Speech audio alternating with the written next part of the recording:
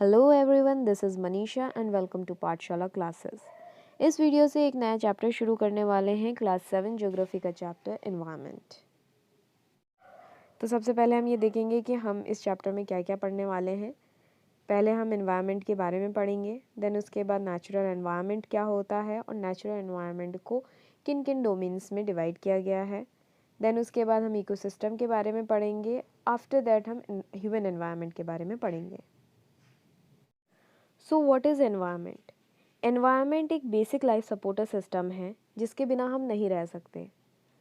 हमारे आसपास इतनी सारी चीज़ें हैं, टेबल है, चेयर है, pen, pencil, wall, fan, light, ये सब हमारा एनवायरनमेंट है। एनवायरनमेंट में हमारी जो बेसिक नीड्स हैं वो सारी इंक्लूड होती हैं जिनके बिना हम नहीं रह सकते। जैसे एयर हो गया, वाटर, फूड, लैंड, इन सब के बिना हम नहीं रह सकते। कोई भी चीज़ किसी को भी, चाहे वो लिविंग थिंग हो चाहे वो नॉन लिविंग थिंग हो, उसे सराउंड करे हुए है, उसे हम एनवायरनमेंट कहते हैं। एनवायरनमेंट वर्ड जो है ओरिजिनेटेड हो रखा है फ्रेंच वर्ड से, जिसका मीनिंग होता है नेबरहुड। नेबरहुड से हम, सिंपल सी बात है, एक बेसिक मीनिंग जो लेते हैं वो यही है कि हमारे आस पड़ोस में जो भी रहते हैं, नेबरहुड वो होता है। तो सिंपल वही है। इन्वायरमेंट का मतलब भी जो चीज़ें हमें आसपास है हमारे, या फिर हमें घेरे हुए हैं, वो इन्वायरमेंट होता है। जैसे कि आपके अगर एग्ज़ाम में आता है कि व्हाट इज़ एनवायरनमेंट, तो आप एग्जैक्ट ये पूरी डेफिनेशन के तौर पे लिख सकते हैं कि एनवायरनमेंट ये होता है। ठीक है, अब आगे हम देखते हैं कंपोनेंट्स ऑफ एनवायरनमेंट। अब हम देखेंगे कंपोनेंट्स ऑफ एनवायरनमेंट जो है वो 3 टाइप में डिवाइडेड है, नेचुरल, ह्यूमन मेड और ह्यूमन। जैसे कि डायग्राम में दिख ही रहा है, नेचुरल क्या है, जो कि हमें नेचुरली प्रेजेंट है, मिलता है। वाटर हमें नेचर से मिल रहा है कहीं से, ये तो है नहीं कि ह्यूमन मेड है, ह्यूमन ने ओरिजिनेट किया है कहीं से, नहीं। एयर, एयर भी नेचुरल है, लैंड भी नेचुरल है, लिविंग थिंग्स हमारे सारे जो कि सांस ले सकते हैं, एक तरीके से हम जिन्हें जीवित घोषित कर सकते हैं। ठीक है। Human made, human made word से ही पता चल रहा है, अरे जो इंसान ने बनाया है। और ह्यूमन जो कि ऑटोमेटिकली ह्यूमंस द्वारा बन गया है। ठीक है, वो नेचुरल प्रोसेस है उसमें भी, तो वो चीज़ इंक्लूडेड है। अब इसके बारे में हम डिटेल में आगे पढ़ेंगे। तो पहला हमारा जैसे कि था नेचुरल एनवायरनमेंट। नेचुरल एनवायरनमेंट क्या है? कोई भी आसपास जो है हमारे लिविंग ऑर्गेनिजम्स हैं, ठीक है, जो कि ह्यूमन के द्वारा नहीं बने हुए हैं, जिसमें ह्यूमन का कोई इन्वॉल्वमेंट नहीं है उन्हें बनाने में, उन्हें ओरिजिनेट करने में, डेवलप करने में, कुछ भी कह लो। ठीक है, ह्यूमन का हाथ ही नहीं है बिल्कुल भी, तो वो क्या हो गया, हमारा नेचुरल एनवायरनमेंट हो गया। अब इसमें 2 चीज़ें आ जाती हैं, बायोटिक और अबॉयटिक। बायोटिक वो होती हैं जो कि लिविंग ऑर्गेनिजम्स होती हैं, अबॉयटिक होती हैं जो कि नॉन लिविंग ऑर्गेनिजम्स होती हैं। ठीक है, अब यहाँ पे आ जाता है हमारे पास नेचुरल एनवायरनमेंट, जिसे कि हमने 4 डोमेन्स में डिवाइड किया हुआ है, लिथोस्फेयर, हाइड्रोस्फेयर, एटमॉस्फेयर और बायोस्फेयर। इसके बारे में हम आगे देखेंगे। अब लिथोस्फेयर क्या होता है? It is the solid crust of the hard top layer of the earth. ये वो लेयर है जहाँ पे हम खड़े रह सकते हैं, जहाँ पे हम अनाज उगा सकते हैं, या फिर हम ये कह सकते हैं जहाँ पे हम अपना घर बना सकते हैं। जिस सतह पे हम रह सकते हैं, हम खड़े रह पा रहे हैं, वो चीज़ हमारा लिथोस्फेयर में आ जाता है। ये रॉक्स एंड मिनरल्स से बना रहता है। ठीक है, सॉइल वाली जो लेयर होती है उसे हम इसमें लेके चलते हैं। ये एक इरेगुलर सरफेस होता है, ज़रूरी नहीं है कि ये कंटिन्यूस प्लेन है तो प्लेन ही हो। ठीक, अब जैसे पहाड़ी इलाके होते हैं वहाँ पे अप एंड डाउन्स होते हैं, यहाँ पे प्लेन एरिया होता है, वहाँ पे हिल्स एरिया होता है, तो ये इरेगुलर बेसिस पे हम बोल सकते हैं इसे। ठीक है, क्योंकि कहीं कहीं पे नॉर्दर्न प्लेन्स में देखा जाए तो माउंटेन्स हैं। ठीक है, फिर उसके बाद साउदर्न प्लेन्स में देखा जाए तो वहाँ पे प्लेटूज़ हैं। तो वही है, ये इरेगुलर सरफेस के तौर पे हम इसे लेते हैं। इस डोमेन में फॉरेस्ट भी आता है, ग्रासलैंड भी आते हैं। ग्रासलैंड एक तरीके से ग्रेजिंग करते हैं जहाँ पे जानवर घास चरते हैं। ठीक है, तो ये सब चीज़ें इसमें लिथोस्फेयर में आ जाती है। और इसमें क्या होता है, मिनरल्स एक तरीके से वेल्थ के तौर पे मानी जाती हैं, इसमें जो मिनरल्स हमें मिलते हैं। ये हो गया हमारा लिथोस्फेयर के बारे में। अब आता है हाइड्रोस्फेयर। हाइड्रोस्फेयर आ गया हमारा वाटर वाला एरिया जो है हाइड्रोस्फेयर के अंडर में कंटेन हो जाता है पूरा।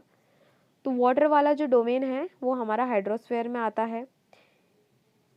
इसमें सारी वाटर बॉडीज़ जो है हमारी इंक्लूड हो जाती हैं, जैसे कि river, lakes, seas, ocean etcetera. Living organism के लिए हाइड्रोस्फेयर जो है बहुत ही इसेंशियल है। इसेंशियल तो सारे ही हैं, बट इम्पॉर्टेंट जो होता है ना उसमें ये बहुत ज़्यादा इम्पॉर्टेंट है। हाइड्रोस्फेयर अगर देखा जाए, मास जो है हाइड्रोस्फेयर का, मास ऑफ वाटर बोलने एक तरीके से, वो 71% है जो कि अर्थ पे कवर हो रखा है। जो बचा हुआ हमारा है वो पूरा क्या है, लैंड फॉर्म में प्रेजेंट है, जहाँ पे हम लिव कर सकते हैं, लिविंग। ठीक, इसके बाद आता है हमारा atmosphere.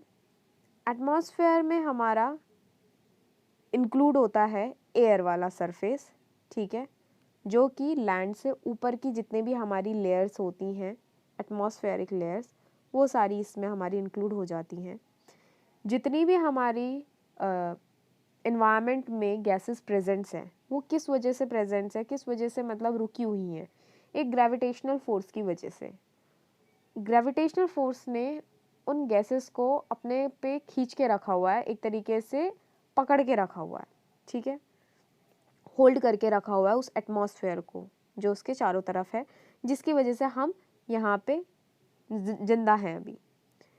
It protects us from harmful rays, जो ये लेयर्स बनी हुई हैं, एटमॉस्फेरिक लेयर्स एक तरीके से कह सकते हैं, ये हमें हार्मफुल रेज से बचाती हैं सन की।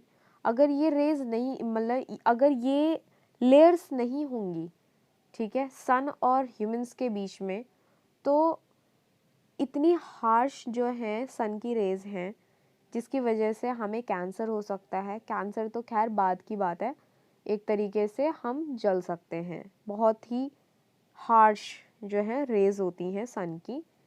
तो ये एटमॉस्फेरिक लेयर हमें उस रेज से, उन रेज से बचाता है। ये जो एटमॉस्फेरिक लेयर है, इसमें बहुत सारी गैसेस प्रेजेंट्स हैं, डस्ट प्रेजेंट है, वाटर वेपर्स प्रेजेंट हैं।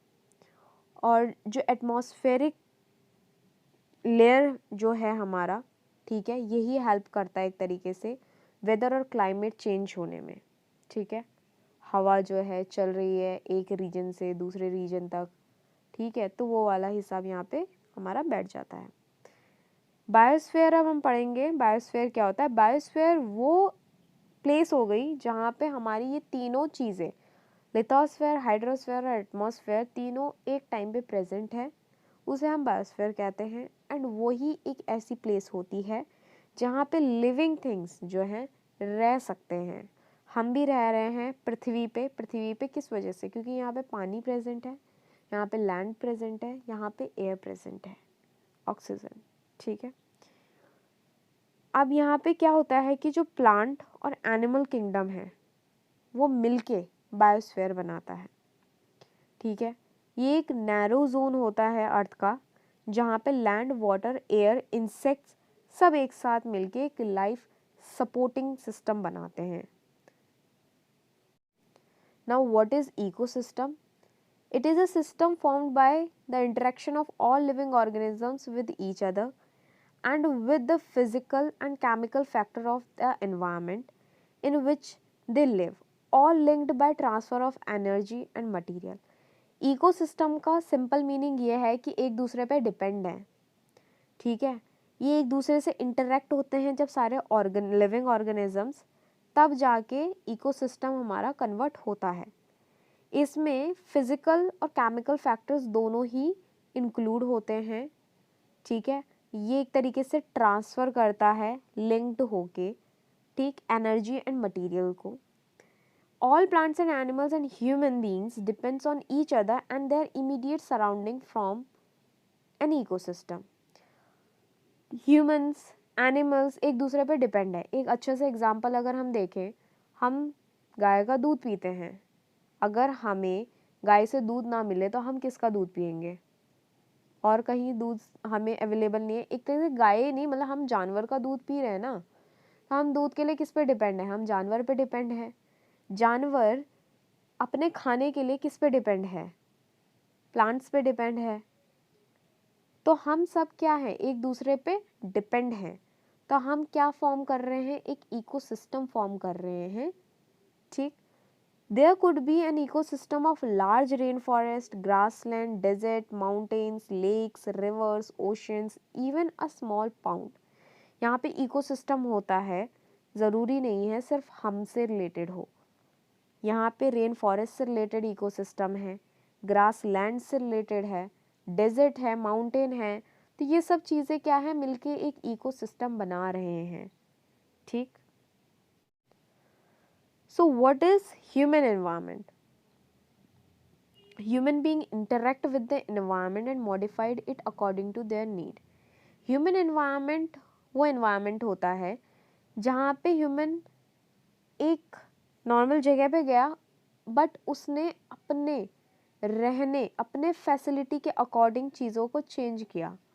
स्टार्टिंग में जब आदि मानव के दौर में लोग थे, उस दौरान क्या हुआ था, ये सारी फैसिलिटीज़ तो नहीं थी जो आज के टाइम पे है। अगर हमें मतलब गर्मी लग रही है तो हमने फ़ैन चला दिया। फ़ैन कहाँ से आया, ह्यूमन ने अपनी नीड के अकॉर्डिंग इसे इन्वेंट किया, तभी जाके आया है। वरना पहले के टाइम पे ऐसा तो नहीं होता था ना, वही है, पत्ते से हवा कर ली, पत्ता मिल रहा है तो ठीक है, वो भी नहीं मिल रहा तो एक तरीके से चलेगी हवा तो ठीक है, नहीं चलेगी तो भी ठीक है, कर रहे थे लोग एडजस्ट।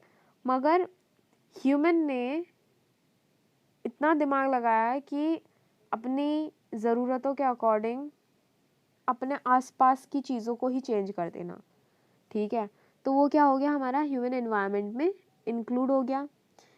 एक टाइम के बाद ह्यूमन की जो नीड्स हैं वो बढ़ रही हैं, ठीक है। तो वही हिसाब है, उसके अकॉर्डिंग वो चेंज कर रहा है अपने आसपास।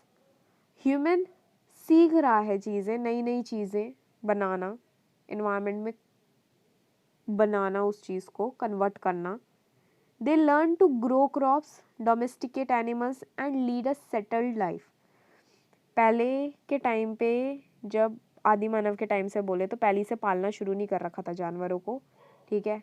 पहले ही से क्रॉप्स उगाना नहीं आता था, एक टाइम बाद सीखा लोगों ने टाइम के साथ साथ, ठीक है। व्हील इन्वेंट किया, ठीक। तो वही चीज़ है, बार्टर सिस्टम भी लाए, एक चीज़ के बदले दूसरी चीज़ देना, ठीक। फिर उसके बाद हल्के हल्के करके ट्रेड एंड कॉमर्स को समझा कि क्या होता है। इंडस्ट्रियल रेवोल्यूशंस हुए, स्केल की प्रोडक्शन हुई, ट्रांसफॉर्मेशन इतना तेज़ी से होने लगा कि आज के टाइम पे देखें तो कितनी सारी अचीवमेंट्स जो है ह्यूमंस ने कर चुकी हैं। इंफॉर्मेशन रेवोल्यूशन हुआ, कम्युनिकेशन ईजियर हो गया।